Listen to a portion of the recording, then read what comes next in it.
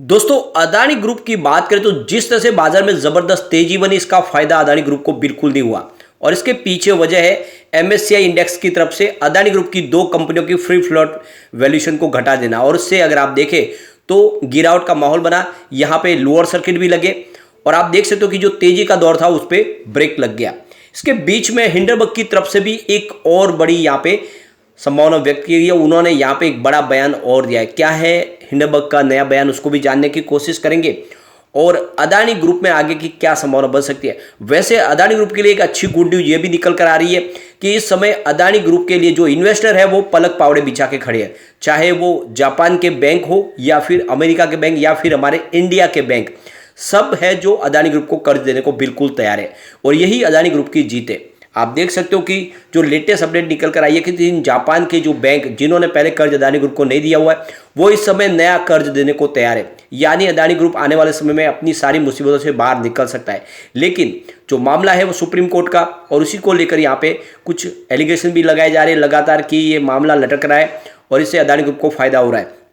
इन सारी बातों को समझेंगे इस वीडियो के माध्यम से और आगे की क्या संभावना बन सकती है अदानी ग्रुप की तरफ से वो भी जानने की कोशिश करेंगे इस वीडियो में। लेकिन फ्रेंड उससे पहले अगर आप पहली बार हमारे चैनल पे आए तो चैनल को सब्सक्राइब कर दीजिए, एक बेल आइकॉन दबा दीजिए ताकि जब भी नया वीडियो बने पहला नोटिफिकेशन आपको मिले। वीडियो पसंद आए तो लाइक से जरूर कीजिए। चलो फ्रेंड्स वीडियो स्टार्ट करते हैं। मैं हूँ आपका दोस्त एसबी दवे और हमारे अपने चैनल ऑनलाइन कमाई में आपका बहुत बहुत स्वागत है।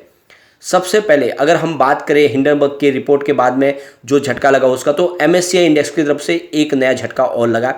एमएससीआई इंडेक्स ने, आप देखो इंडेक्स की जो रिव्यू है उसमें अदानी ट्रांसमिशन और अदानी टोटल गैस के फ्री फ्लोट को घटाने का फैसला किया है और इस वजह से इनके शेयरों में 5% का लोअर सर्किट लग गया। अब एक और बात यह है कि हिंडनबर्ग की रिपोर्ट के बाद अदानी ट्रांसमिशन के शेयर में सबसे अधिक गिरावट भी हुई है और ये लगभग 82% ऑलरेडी फिसल चुका है ऊपर के लेवल से। एमएससीआई ने शुक्रवार को जो रिपोर्ट जारी की उसके मुताबिक अब वो इस अदानी टोटल गैस की फ्री फ्लोट को 14% और अदानी ट्रांसमिशन को 10% करने जा रहे हैं, जबकि ये पहले 25% थी। किसी भी फ्री फ्लोट की या फिर फॉरेन इन्फ्लुएंस फैक्टर यानी एफपीआई का मतलब है अंतर्राष्ट्रीय निवेशकों द्वारा पब्लिक इक्विटी मार्केट में खरीद के लिए उपलब्ध आउटस्टैंडिंग शेयरों का हिस्सा अब अदानी टोटल गैस और अदानी ट्रांसमिशन के शेयरों में इसे कम किए जाने का मतलब यह कि इसका वेटेज कम हो जाएगा। इससे भारी निकासी होगी, यानी जो बड़े इन्वेस्टर है, जो एफपीआई या एफआई है, उन्होंने निवेश किया वो अपना निवेश यहाँ से निकाल सकते हैं। अदानी टोटल गैस और ट्रांसमिशन का फ्री फ्लोट कम किए जाने के चलते इसके शेयरों में लोअर सर्किट लगे। बाकी शेयरों की बात करें वहाँ पर भी देख सकते हो कि जो इंडेक्स रिव्यू है जिसमें एसीसी, अंबुजा सीमेंट, इसके अलावा Adani enterprises, Adani green energy, Adani ports and special economic zone, Adani power के फ्री फ्लोट में कोई भी बदलाव नहीं किया गया। यानी फिलहाल सिर्फ दो कंपनियों में ही बदलाव किया है, बाकी को एजिट रखा गया है। और एनडीटीवी इस समय एमएससीआई का हिस्सा नहीं है और मई 2023 के इंडेक्स में जो भी बदलाव होंगे उसका ऐलान 11 मई 2023 को होगा और ये 31 मई 2023 को लागू होगा। अब जैसे कि सेबी ने 6 महीने का वक्त मांगा है सुप्रीम कोर्ट से, तो यहाँ पे इस मामले को लेकर हिंडनबर्ग की तरफ से भी एक नया बयान निकल कर आया है और हिंडनबर्ग की तरफ से कहा गया है कि जिस तरह से 6 महीने का वक्त मांगा गया और अगर 6 महीने का वक्त दिया जाएगा तो पूरा का पूरा मामला ही खटाई में पड़ जाएगा और इसका जो रिजल्ट है वो रिजल्ट बिल्कुल जिस फेवर में चाहिए उस फेवर में आ नहीं पाएगा और उसका रिजल्ट बिल्कुल अदानी ग्रुप के फेवर में आ सकता है। उसके हिसाब से ये जो भी डिले होने का मतलब ये है कि अदानी ग्रुप को इसका फायदा मिलेगा। हिंडनबर्ग का कहना है कि जितना जल्दी हो ये इसका रिजल्ट आना चाहिए और इस पूरा का पूरा मामले का जो भी है अभी का अभी इसका पटक्षेप होना चाहिए, क्योंकि जितना मामला लटकेगा ये मामला उसमें अदानी ग्रुप इसमें बहुत सारे जो एविडेंस है उसके साथ छेड़छाड़ वो कर सकते हैं और फिर वो रिजल्ट नहीं मिल पाएगा जो हमें चाहिए। सबसे बड़ी बात है कि सेबी इस समय 12 ट्रांजैक्शन की जांच कर रही है जिसमें लग रहा है कि कुछ डाउट है उनको। ये सारे के सारे जो ट्रांजैक्शन है ये विदेशों के थ्रू हुए और इसमें क्या मनी लॉन्ड्रिंग का केस भी बन रहा है, तो ये सारी जानकारी तभी निकल पाएगी जब सेबी इसकी पूरी जांच करेगी और आने वाले समय में दूसरी एजेंसियां भी इसमें इन्वॉल्व होगी सेबी के जांच के बाद में, और इसीलिए ये पूरा मामला और लंबा चलेगा। तो जल्द से जल्द इसके ऊपर निपटारा होना चाहिए। सेबी को वक्त इतना देने का मतलब है कि ये पूरा का पूरा मामला खटाई में पड़ सकता है। वैसे ऑलरेडी सेबी पहले से ये सारी जांच कर रही है। हिंडनबर्ग की रिपोर्ट आने के पहले भी कुछ जांच उनकी चल रही थी और हिंडनबर्ग की रिपोर्ट के बाद उस जांच को भी उसमें शामिल किया गया। उन्होंने जो एलिगेशन लगाया उसके ऊपर भी सेबी जांच कर रही है और उसमें देख सकते कुछ ऑफशोर जो डील हुई है, कुछ एफडीआई के माध्यम से जो निवेश आया उन सब की इनसाइडर ट्रेडिंग हुई है क्या, वो सारी जाँच सेबी इस समय कर रही है।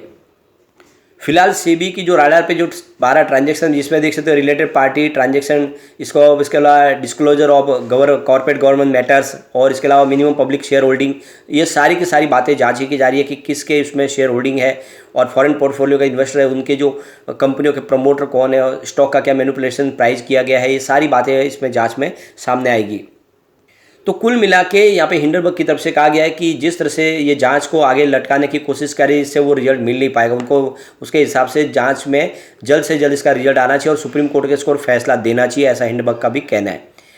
अब यहाँ पे अदानी ग्रुप के लिए सबसे जो बड़ी गुड न्यूज है कि जापान के 3 बैंक है जो अदानी ग्रुप को नया कर्ज देने को तैयार हो चुके हैं। फिलहाल अदानी ग्रुप के ऊपर जो कर्ज की बात करें तो 2.27 ट्रिलियन रुपीज़ का कर्ज है, जिसमें 39% बॉन्ड के रूप में कर्ज लिया हुआ है और कुल 29% इंटरनेशनल बैंकों से उन्होंने लोन लिया हुआ है। और स्थानीय बैंक और एनबीएफसी की बात करें तो यहाँ पे 32% का लोन लिया हुआ है। तो काफ़ी लोग हैं जो लगातार इल्जाम लगाते हैं कि हिंदुस्तान का बहुत सारा पैसा अदानी ग्रुप को दिया गया है, लेकिन यहाँ पे जो रिपोर्ट है ये कह रही है कि 70% पैसा पूरा इंटरनेशनल मार्केट से उठाया गया है। अब यहाँ पे देखते हो जो गौतम अदानी के लिए जो सबसे अच्छी खबर है कि जापान की जो 3 बैंक है जिसमें Mitsubishi UFJ financial group, Sumitomo Mitsui bank और मिजो फाइनेंशियल ग्रुप बैंक, ये 3 बैंक है जो अदानी ग्रुप में फिलहाल मौजूदा वो लैंडर नहीं है, उन्होंने कोई कर्ज दिया हुआ नहीं है, लेकिन ये तीनों बैंक है जो आने वाले समय में अदानी ग्रुप को कर्ज देने को तैयार है। तो इस कर्ज के माध्यम से जो हाई कॉस्ट फंड है उस जो लोन को वो रीफाइनेंस करने में उनको मदद मिल जाएगी, यानी पुराने कर्ज को चुका पाएंगे और एक तरह से उनको बड़ी राहत मिल जाएगी।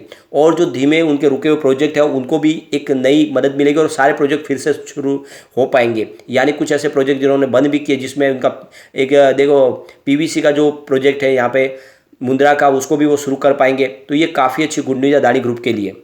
देख सकते हो कि अदानी ग्रुप ने निवेशकों का भरोसा जीतने के लिए एशिया और यूरोप में रोड शोज किए थे, उसका भी पॉजिटिव रेस्पॉन्स देखने को मिल रहा है। जो खबरें निकल के आ रही है कि जुकीजी पार्टनर भी नया इन्वेस्टमेंट कर सकते हैं, यानी 15,000 करोड़ का निवेश उन्होंने पहले किया था, जिसमें देख सकते हो Adani enterprises, Adani green energy, Adani ports और अदानी टोटल गैस में प्रमोटर कोटे से उन्होंने शेयर खरीदे थे। लेकिन अब जो बातें निकल के आ रही है कि जुकीजी पार्टनर और नया निवेश भी कर सकते हैं अदानी ग्रुप में, और ये इस तरह अगर हो जाता है तो फिर एक नया तेजी का दौर भी शुरू हो सकता है। वैसे अगर आप देखें तो अदानी ग्रुप है जो लगातार अपने पुराने जो लोन लिया उसको रिफाइनेंस करने की कोशिश करे। वित्त वर्ष 2024 से लेकर वित्त 2026 के बीच में जो भी लोन है उनको रिफाइनेंस किए जा रहे, और फिर कुछ ऐसे जो बॉन्ड्स है जो मैच्योर होने वाले उसका भी रकम चुकाई जा रही है। तो ये जो सारी बातें ये अदानी ग्रुप को आने वाले समय बहुत सारी मुसीबतों से बाहर निकाल सकती है। फिलहाल अदानी ग्रुप का कुछ नए सेक्टर में भी इंटरेस्ट है, जिसमें देख सकते हो इंफ्रा सेक्टर, यूटिलिटी सेक्टर में बड़े पैमाने पर प्रोजेक्ट को एग्जीक्यूट करने की तरफ जुटी हुई अदानी ग्रुप।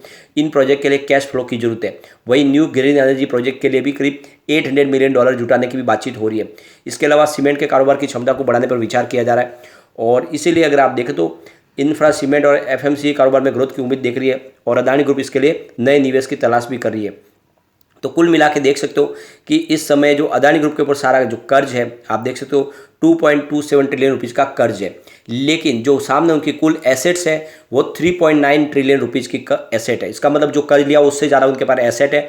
तो ऐसे में आप समझ सकते हो कि जो कर्ज है वो सारा सुरक्षित है, और काफ़ी बैंकों का जो आप देखिए ग्रुप पार्शियल पेमेंट है वो बैंकों का वो कर्ज छुटाने के, पुराना जो कर्ज है वो लौटाने की उन्होंने शुरुआत भी कर दी है। तो इस तरह से देखें तो अदानी ग्रुप मुसीबत से बाहर निकलने की कोशिश कर रहे हैं, लेकिन जिस तरह से एमएससीआई ने जो फैसला किया ये अदानी ग्रुप पे आज भारी पड़ा और अदानी ग्रुप के शेयरों में गिरावट हुई।